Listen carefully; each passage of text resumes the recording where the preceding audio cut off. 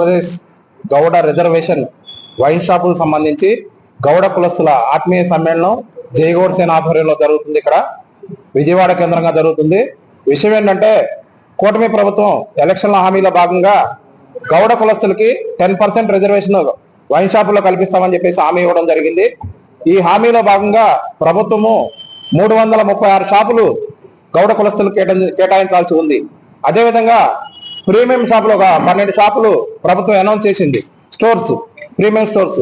ఈ స్టోర్స్ లో భాగంగా కూడా దానిలో కూడా 10% రిజర్వేషన్ లో మాకు ఒక షాప్ కేటాయించాలని చెప్పేసి మేము ప్రభుత్వానికి పదే పదే వినతి పత్రం సమర్పించడం జరిగింది.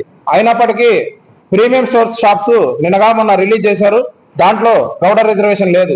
అదేవిధంగా గతంలో ఏదైతే జనరల్ లో షాప్స్ ఏదైతే మనకి ప్రకటించడం జరిగిందో వాటితో పాటు మా గౌడ రిజర్వేషన్ షాపులు ప్రకటించకుండా ఇప్పటి వరకు కూటమి ప్రభుత్వం దాన్ని ప్రొలాంగ్ చేస్తూ రావడం జరుగుతుంది. కాబట్టి గౌడ వైన్ సిండికేట్ సభ్యుల నుంచి రిజర్వేషన్ సిండికేట్ సభ్యుల నుంచి మేము ఒకటే ప్రభుత్వానికి విన్నవించుకుంటున్నాం.